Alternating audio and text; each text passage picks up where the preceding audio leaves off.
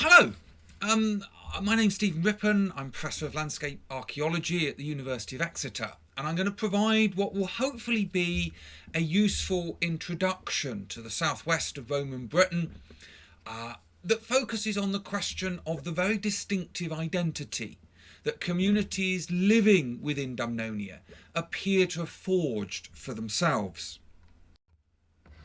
Identity is important, and this is a slightly flippant example to show how important even today local identities can be. We all like a nice cream tea, but as anyone from Devon will tell you, there is a correct way of dressing your scones, and there is another way that is very, very wrong. Now, this reflects a somewhat friendly rivalry that us Devonians have with our neighbours in Cornwall. But I think it shows how identity is important. And I think a feature of the archaeology of Roman Britain that is very exciting at the moment is a growing awareness of these different identities that were being forged by communities.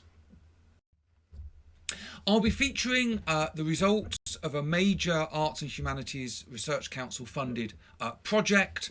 The project was called Exeter, A Place in Time, and it's recently been published by Oxbow Books. Now, the aims of the project were to produce really the first ever comprehensive overview of the development of Exeter in the Roman and the medieval periods. But not just the city itself, but we wanted to explore the relationship between Exeter and its wider hinterland. Its hinterlands at a local, a regional, a national, and indeed its international hinterland. Because although today I think many probably have the perception that the southwest is a little bit of a sleepy region and Exeter is perhaps a little bit of a backwater, in the Roman period, Exeter was actually a major international port. A major problem that Exeter had in particularly the 1970s and the 1980s was the build-up of a very substantial backlog of unpublished excavations, and the aim of the project was to write up the four most important of those excavations. And for those of you that do know Exeter, the four that we chose were Trickhay Street, High Street and Goldsmith Street that are beneath the modern Guildhall shopping centre, and also Rack Street that is down in the southern part of the city. We didn't just want to write up old excavations, we also wanted to use modern scientific techniques to study the animal bones and the artefacts that have been carefully curated by Exeter's Royal Albert Memorial Museum. And we were able to assemble a team of scientific specialists to look at different classes of material using techniques that weren't even dreamt of when these various artefacts were dug out of the ground in the 1970s.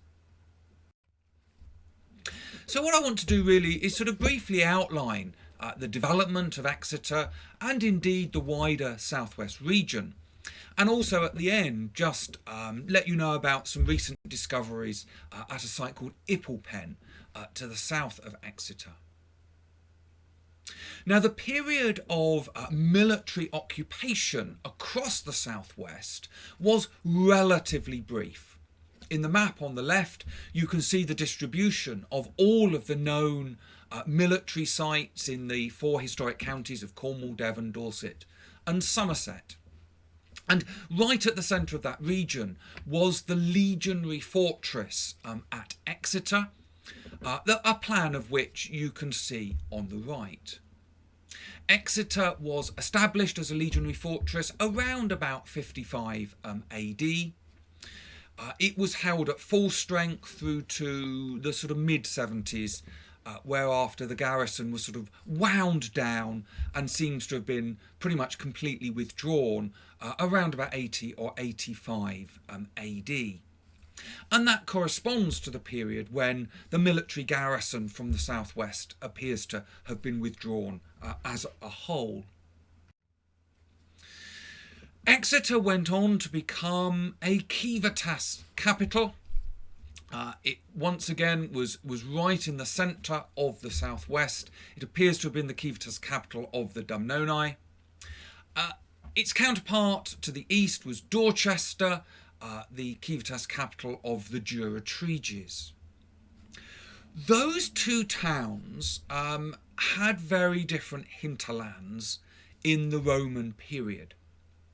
If we look at the east of our region, broadly speaking, the area that corresponds to the modern counties of Dorset and Somerset, we see the development of a hierarchy of towns that is broadly typical of lowland Roman Britain. There were several quite substantial small towns like Ilchester, Shepton Mallet and Bath, and a series of other smaller roadside settlements that were clearly very closely linked to the network of roads. That sort of network of what I like to call local centres, roadside settlements, certainly extended as far west as a sort of semi-upland region known as the Blackdown Hills. If you've driven down the A303 from up country down into the southwest, the Blackdown Hills are the bit where the road slows down to 50 miles an hour and you probably get stuck behind a tractor. Now, until very recently, it wasn't thought that there were any other settlements with urban characteristics in the hinterland of Exeter. We now know, however, that there was a very substantial port and probable small town at Topsham. The River Exe wasn't really navigable as far upstream as Exeter, and so any ocean-going vessels will have had to have unloaded their cargoes at Topsham. Recent work that I will talk about in a moment at Rippon, to the south of Exeter, I don't think it's indicative of a town, but it does seem to be one of these small local centres, these roadside settlements. And it is possible that there were roadside settlements at North Taunton, north of Dartmoor, and possibly at Columpton. But what is otherwise striking is just how few, there were no other urban centres elsewhere in the southwest. So clearly there is a marked regional difference in the development of society and the economy across the southwest, from an area in the east which really shows a very typical pattern to the rest of Roman Britain, the hinterland of Exeter that has hints of developing in that way, and large areas to the west that just didn't see the development of urbanism. This regional difference is also evident in other aspects of the Roman landscape. The modern counties of sort of Dorset and Somerset, the civitas of the Jura-Treges, has a large number of rural Romano-Celtic temples, as well as some urban temples as well. There was a very substantial stretch of wall in Exeter that is thought to possibly relate to a temple, and there is a possible building of sort of Romano-Celtic temple-like architecture at Rippon. But otherwise, once again, we just don't have these structures across the southwest. The distribution of Roman villas is very similar. Across Dorset and most of Somerset, there are large numbers of villas. We can differentiate them as certain, probable and possible, but there's large numbers of all of those over here in the east. In the hinterland of Exeter, there's definitely a villa at Crediton. One has recently been found near Halberton. And there's a possible example at Ashcombe. But further west, there's meagre pickings with, well, possibly one at St Germans, a definite villa at Magor, and possibly one at Lower Rosewarne. But otherwise, once again, people living in the southwest just don't seem to have been terribly keen on appearing to be very Roman. We know a lot more about lower status rural settlement than we did a few years ago, and once again there is very marked regional variation. If you're aware of the Roman rural settlement project that was led by Michael Fulford at the University of Reading, they categorised a major type of rural settlement in most of Roman lowland Britain as being complex farms. These were large farmsteads with quite complex division of space through the digging of enclosure ditches and also large amounts of material culture. But these are only found in Dorset and Somerset. In Devon, we do get rectangular enclosures, but they are very simple ditched enclosures, and where they have been excavated, and there is an example at Ipplepen, they seem to have a single large roundhouse in the centre.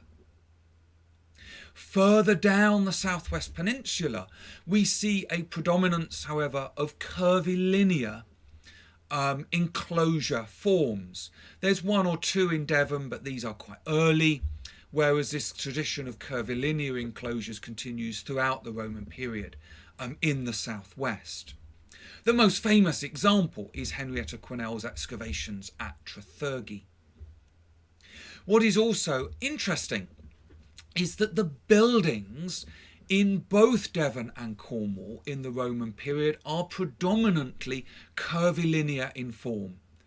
In Devon, we do seem to find nearly circular structures. In Cornwall, they have a slightly more sort of ovoid shape. So once again, people living here in the southwest were not adopting the same sort of Roman architectural traditions as we see further east. We also see differences in agriculture. Increasing numbers of sites now are having paleoenvironmental investigations, and in Somerset we see a fairly typical pattern of wheat, and particularly spelt wheat, dominating, with very little oats and barley. Dorset is a little unusual because of the large areas of chalk downland, so barley predominates. But if we compare Somerset to Devon and Cornwall, we see that as you go west, wheat decreases markedly, and there was much greater diversity in crop husbandry, including the cultivation of large areas of oats.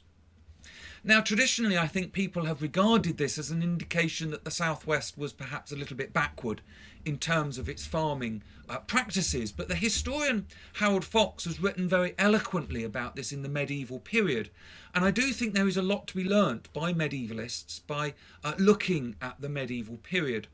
And Harold has shown that this cultivation of oats and generally a more diverse range of crops was not a form of backward husbandry constrained by soils and climate. It simply reflects a very long-standing tradition of growing a wider diversity of crops. It's actually a positive thing. It reflects how farmers knew their soils and their environment. We can also look at material culture and, for example, the production and circulation of pottery. There are various sort of models that we have for the distribution of pottery from a source, ranging from the distance decay model that you would expect in a simple market-based economy, to one where the transport network will, if you like, distort distributions, and other models where we don't get the expected free movement of goods from a source. It's somewhat restricted in one direction. And we see this very nicely with the production of Gabroic pottery in Cornwall. The source is in the Lizard, and in the Roman period, across Cornwall, Gabroic pottery absolutely dominates the assemblages. You get to roughly the Tamar Valley, and then suddenly we see a very dramatic decline. In this map, the size of the circles is in proportion to the percentage of pottery in any one assemblage that is Gabroic ware. So a big circle reflects Gabroic ware that is 70, 80, 90% of a pottery assemblage. You only have to go a short distance across the Tamar and you find that Gabroic ware slumps to a tiny percentage of the pottery found on a very small number of sites. So this would suggest that the production and distribution of Gebroic ware was to some extent socially embedded. It was clearly the preferred pottery source in Cornwall, but in Devon they clearly had other preferred pottery sources. And the major industry for rural areas in the south of Devon is called South Devon ware. This is found in small amounts across Cornwall, but once again it dominates in Devon, and it just doesn't seem to travel very far east at all. There are other pottery industries that did travel further afield, and one of the achievements of the Exeter A Place in Time project has been to identify a regionally significant pottery type, southwest black burnished ware, type 1, as coming from the western side of the Blackdown Hills. And interestingly, this was an industry that does seem to have been favoured by communities right across the region. So I'm just going to finish off by saying a few words about a very important recently discovered site at Rippon. This has been a great success story of the Portable Antiquities scheme. It was discovered by the late Dennis Ewings and the late Jim Wills, who reported finding a very unusual concentration of Roman coins in some fields near Rippon. For the southwest, this was quite unusual. We're not rich in Roman material culture. And so their discoveries were followed up by a very extensive geophysical survey that identified a concentration of settlement indicative anomalies in this area here. And this was followed up by a programme of trial excavations and larger open area excavations to investigate the site. This was carried out in the context of a field school at the University of Exeter for our students, and also Heritage Lottery funded local volunteers. There was no evidence from the Iron Age in the metal detecting, but the excavations did reveal a surprisingly substantial Iron Age settlement. For example, here there is a nice Middle Iron Age roundhouse that was excavated by my colleague Joanna Altin. And in 2016 we found yet more of these Iron Age roundhouses up here. So there was a very extensive settlement here, certainly occupied in the Middle Iron Age, almost certainly into the Late Iron Age too. In the Roman period, a major Roman road was constructed that went right the way through the middle of this Iron Age settlement. It was clearly an important road. In addition to its initial surface, there was 3 subsequent resurfacings of this road. And I think almost certainly this is the road that headed south from Exeter, across the Holden Hills to Rippon, and it probably then headed south round Dartmoor, perhaps to the Plymouth Sound area. Virtually all of the trenches that we've excavated at Rippon have produced Roman material. This was clearly a very substantial Roman settlement of perhaps around about 6 hectares, and it straddled the Roman road that I've just shown you. There was extensive domestic occupation. The houses, however, were circular, as I mentioned before. We did have a nice 4-post granary structure here, for example. And we also had a series of wells that have produced a really nice assemblage of material culture, including dress accessories, pottery, animal bone, and so on. And one really nice little find was a sherd of southeast English glazed ware that actually comes from the Colne Valley near Heathrow Airport. And this extends the current distribution into the southwest. This does suggest that Rippon was quite a significant roadside settlement where goods were travelling from a fair distance. There was remarkably good bone preservation for the southwest, and one particular trench seems to have found a site with very, very large numbers of head and feet bones, which are suggesting perhaps the slaughtering of cattle, maybe the tanning of their hides, and so on. I mentioned earlier that there may be a little Romano-Celtic type temple or shrine. That's this little structure here of timber construction, but with two concentric timber walls. There is also probably a sizable and organised cemetery. This was a series of grave cuts. The landowner only gave us permission to excavate 3 of these graves. 2 of them unfortunately produced no bone whatsoever. The only one that produced any bone was this one here, on a different orientation, and this is early medieval, which is why we assume the underlying cemetery is Roman. I'd hoped to be able to say more about the finds from Rippon, but unfortunately the pandemic has meant that the finds assessment has not been completed. The site has, however, produced what for the southwest is a very large number of coins. Based on first impressions, there seems to be a relatively high proportion of regional and continental imports in the pottery, and we have evidence for ironsmithing, hornworking and commerce. So overall, Ipplepen seems to have been a pre-Roman settlement that was linked in to Roman Britain through the construction of the road. There seems to have been the development of a small sort of roadside settlement with some central place functions. And I think this probably reflects the somewhat half-hearted move towards cultural change seen across the southwest in the Roman period. If you're interested in reading more about this, the first volume to be published from the Exeter A Place in Time project is now out and is available through our Oxbow books, either for purchase as a hard copy or a freely accessible PDF. And the second volume, which contains the specialist reports, is due out in April. So hopefully that's introduced you to the southwest in the Roman period. Thank you.